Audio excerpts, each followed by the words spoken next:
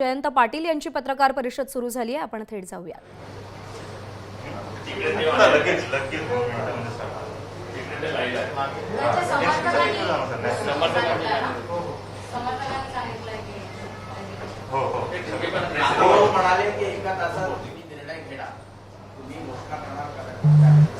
तुमचं झालं का?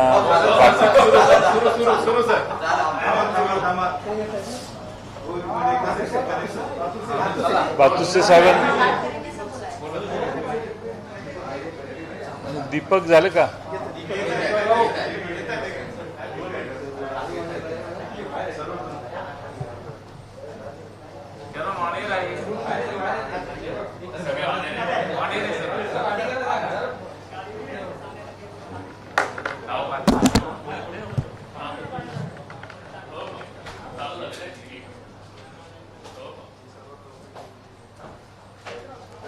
आता हळूहळू अशी टेक्नॉलॉजी निघेल की कॅमेरा एकच आणि सगळ्यांना फीड। राष्ट्रवादीचे नेते जयंत पाटील यांची पत्रकार परिषद सुरू आहे। या पत्रकार परिषदेमध्ये संपूर्ण राजकीय वर्तुळाचं लक्ष लागलेलं आहे, कारण का कोणतीतरी मोठी घोषणा या पत्रकार परिषदेमध्ये होण्याची शक्यता आहे। मंत्री जयंत पाटील यांची पत्रकार परिषद सध्या काही क्षणात सुरू होतीये। सुरू करायचं। या पत्रकार परिषदेमध्ये काही मोठी घोषणा होते का हे पाहणं उत्सुक्याचं ठरतं।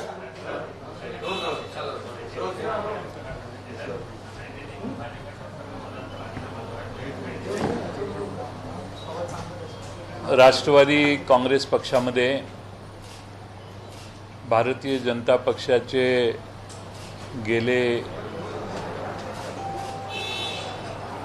3-3.5 दशक नेतृत्व करणारे आणि भारतीय जनता पक्षाची खऱ्या अर्थाने वाढ करण्यासाठी गोपीनाथराव मुंडे साहेबांच्या बरोबर अनेक वर्ष काम करून ज्यांनी भाजपला बळ दिलं ते माननीय एकनाथराव खडसे साहेब यांनी त्यांचा पक्ष सोडलेला आहे असं मला थोड्या वेळापूर्वी सांगितलं आणि म्हणून त्यांनी भाजपचा त्याग केलेला असल्यामुळे शुक्रवारी दुपारी 2 वाजता श्रीयुत खडसे हे राष्ट्रवादी काँग्रेसमध्ये प्रवेश करणार आहे। राष्ट्रवादी काँग्रेस पक्षाचं त्यामुळे बळ वाढेल असा मला विश्वास आहे। एक अनेक वर्षाचा अनुभवी नेता, अनेक प्रश्नांशी अनेक मुद्द्यांशी संबंधित काम करून महाराष्ट्रातल्या विविध विषयांचा अभ्यास असणारा नेता हा राष्ट्रवादी काँग्रेसमध्ये येतोय। त्यांचं स्वागत आम्ही राष्ट्रवादी काँग्रेसमध्ये शुक्रवारी दुपारी 2 वाजता करणार आहोत। सर, त्यांना पक्षात घेत असताना काही जबाबदारी दिली जाणार आहे का? कारण चर्चा अशी आहे की विधान परिषदेच्या आमदारकीसाठी सुद्धा त्यांना पसंती दिली जाऊ शकते। ते पक्ष योग्य वेळी योग्य ते पावलं टाकेल, त्याविषयी आज त्यांचा प्रवेश होतोय हीच मला आपल्याला बातमी द्यायची आहे। मंत्रिमंडळात संधी मिळेल अशी सुद्धा चर्चा आहे। त्या अनुषंगाने काही पक्षात चर्चा झाली किंवा त्यांना काय पक्षाने आश्वासन दिलंय, कोणत्या अटींवर आज त्यांचा प्रवेश होतोय, प्रवेशाची बातमी मी तुम्हाला देतोय। ही एक सुखद बातमी आहे आणि भारतीय जनता पक्षावर मध्ये त्यांच्यावर गेले काही वर्ष सतत जो अन्याय होतोय तो महाराष्ट्रातल्या वेगवेगळ्या भागातल्या लोकांनी पाहिलेला आहे आणि मला वाटतं की त्यामुळे त्यांनी त्यांचा पक्षाचा त्याग केलेला आहे असं मगाशीच त्यांनी मला सांगितलं। त्यामुळे आता त्यांना राष्ट्रवादी काँग्रेस पक्षात येण्यास काही अडचण नाही, ते राष्ट्रवादीत प्रवेश करतात। सर, पण आधी निवडणुकीच्या काळामध्ये गयारामांची जास्त चर्चा होती। आता आयाराम मोठा दिसतंय का? भाजपचा इतका मोठा नेता तुमच्याकडे, मला वाटतं ही चावल आहे पुढे काही तुमच्यातून गेलेली लोक सुद्धा परत येतील। असं आहे की हळूहळू आपल्याला बऱ्याच गोष्टीचा उलगडा होईल। सगळ्याच बातम्या एकदम तुम्हाला कळल्या तर नंतर तुम्ही काय दाखवणार हा प्रश्न होईल। त्यामुळं आम्ही टप्प्याटप्प्याने जे येणार आहेत त्यांना आम्ही कोणाच्याही घाई करत नाही आणि येणाऱ्या व्यक्तीचं आमच्या राष्ट्रवादी काँग्रेस पक्षाशी, महाराष्ट्रातल्या जनतेशी आणि जनतेचे प्रश्न सोडवण्यासाठी किती जिव्हाळ्यानं बांधिलकी आहे हे बघून आम्ही हळूहळू निर्णय घेतो आहे. आणि मला वाटतं की एकनाथराव खडसे यांनी याबाबतीत आता निर्णय घेतलेला आहे पक्ष सोडण्याचा, आणि म्हणून त्यांच्याशी मी थोड्या वेळापूर्वी बोलणी केली. शुक्रवारी त्यांचा पक्षप्रवेश आम्ही निश्चित केलेला आहे. त्यांच्याबरोबर काही आमदार येणार आहेत का? कारण की काही चर्चा आहे की 2 विद्यमान आमदार येऊ शकतात.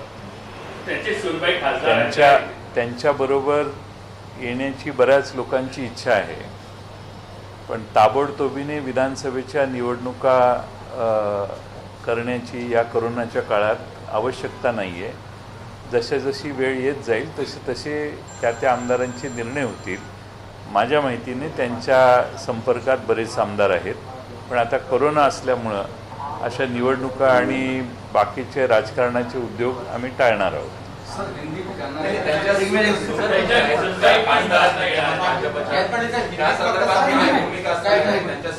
पहिले मराठी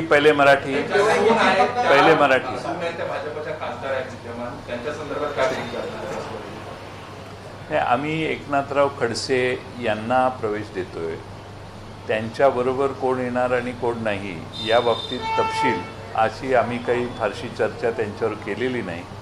आणि मला वाटतं की त्यांचं नेतृत्व मानणारे, त्यांच्यावर श्रद्धा विश्वास असणारे आणि ज्यांचा भारतीय जनता पक्षाकडून हिरमोड झालेला आहे, ज्यांची भारतीय जनता पक्षाकडून प्रगतीच्या विकासाच्या ज्या अपेक्षा होत्या, ज्या बाबतीत आता भारतीय जनता पक्ष हे विकास करू शकत नाही अशी खात्री पटलेली आहे, अशी सगळीच लोक हळूहळू येतील. मराठी में पहले खत्म करते हैं. या पद्धतीनं ऑपरेशन लोटलं अशा पद्धतीची वर्णन केली जात होती. तर आता तुम्हाला वाटतं की असं अशा पद्धतीने झालं तर ते ऑपरेशन जे आहे किंवा कुठला पक्ष कुठलं झालं अशा पद्धतीने चर्चा सुरू झाली की आता चर्चा पूर्णपणे थांबू शकते आणि गव्हर्नमेंट पूर्ण वेळ चालेल? नाही, गव्हर्नमेंट तर 5 वर्ष चालेलच, त्यात काही शंका नाही. मी तर अनेक वेळा तुम्हाला सांगतो की हे गव्हर्नमेंट दीर्घकाळ चालेल, 5 वर्ष ही कमी मुदत आहे. पण मी काही बडेजाव करत नाही, पण माझे गेल्या 8 दिवसात जवळपास 3 ते 4 वेगवेगळ्या नेत्यांशी भाजपच्या विविध भागातल्या चर्चा देखील झालेली आहे आणि त्यांची देखील येण्याची इच्छा आहे.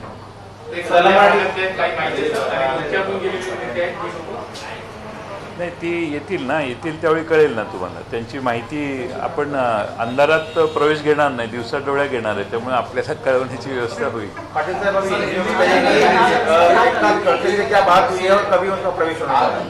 नहीं, भारतीय जनता पार्टी के दिग्गज नेता जिन्होंने महाराष्ट्र में गोपीनाथ मुंडे साहब के साथ काम करते हुए पार्टी को बढ़ाया, महाराष्ट्र में जहां बहुत कम एमएलए थे वहां की एमएलए की संख्या बढ़ाई, बहुत कोशिश की और महाराष्ट्र में पार्टी बढ़ाने का जो क्रेडिट जाता है उनमें से जो चंद नेता है उसमें एकनाथ खड़से साहब भी है और उन्होंने आज सुबह पार्टी का इस्तीफ़ा दिया है, ऐसे मुझे इन्फॉर्मेशन दी। उसके बाद में हमने निर्णय लिया है कि उनको राष्ट्रवादी में प्रवेश दिया जाए और इसीलिए शुक्रवार को फ्राइडे को दोपहर में 2 बजे उनका राष्ट्रवादी कांग्रेस में प्रवेश होगा।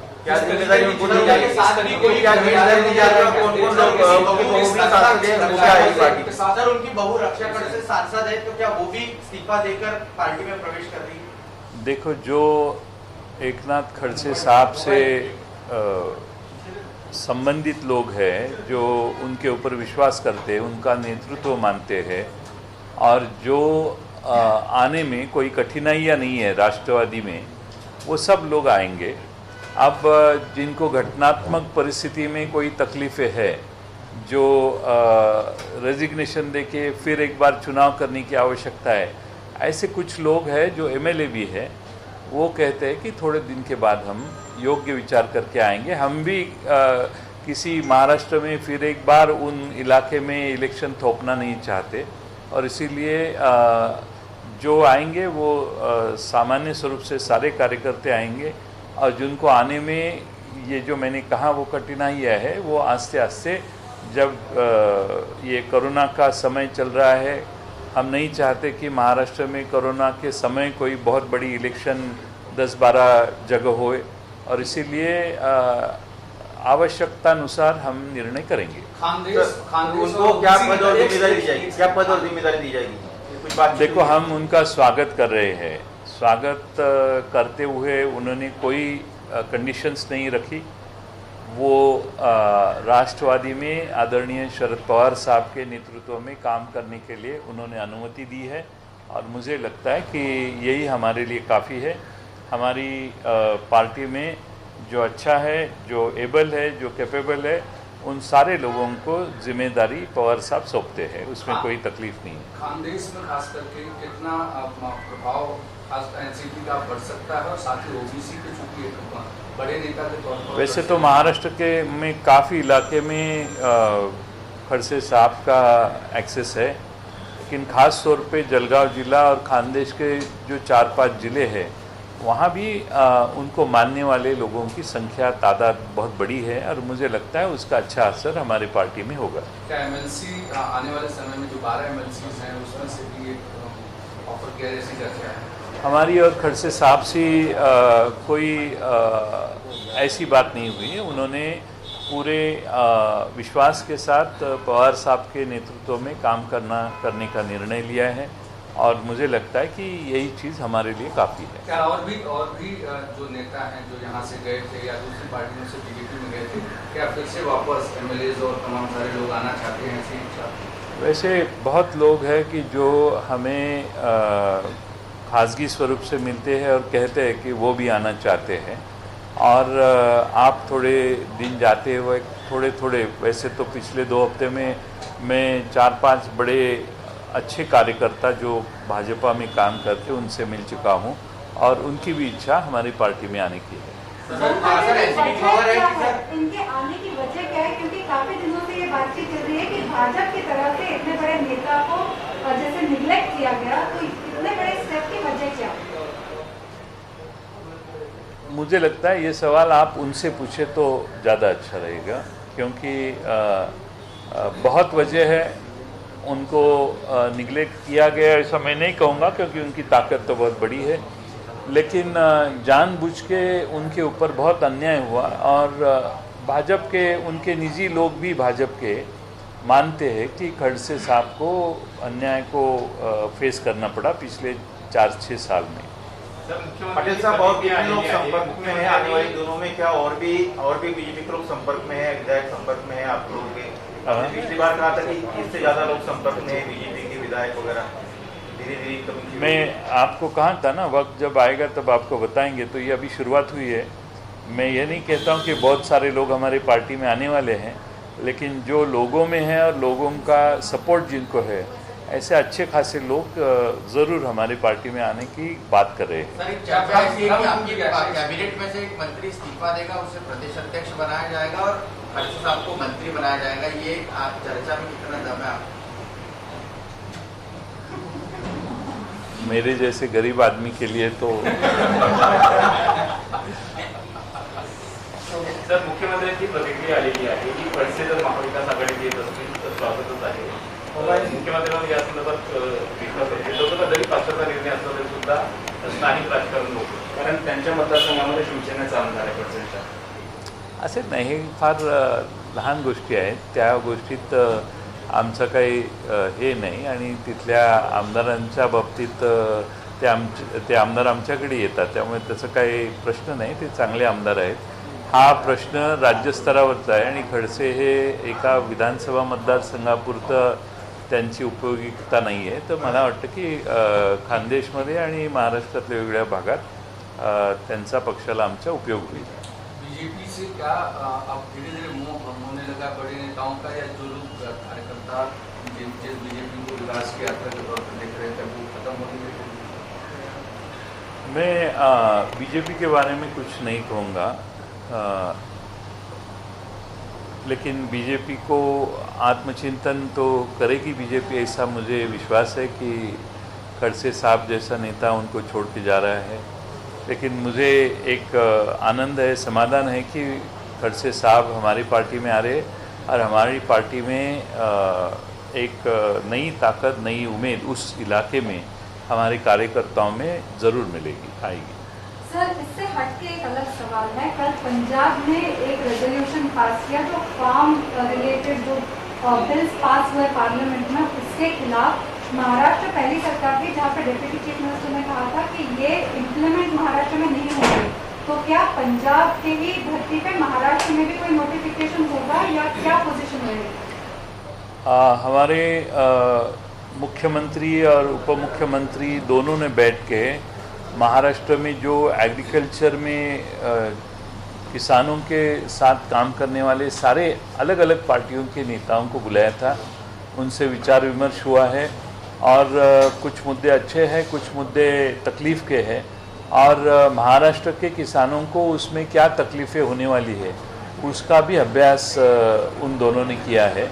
और जो महाराष्ट्र में जो करने की आवश्यकता है और नहीं करने की आवश्यकता है उसके बारे में हम गौर से विचार करने वाले हैं। तो क्या अभी तक डिसीजन हुआ है या नोटिफिकेशन ऐसा पास? काफ़ी नहीं, नोटिफिकेशन की बात अभी नहीं है, काफ़ी हद तक ये तो गवर्नमेंट ऑफ इंडिया ने, केंद्र सरकार ने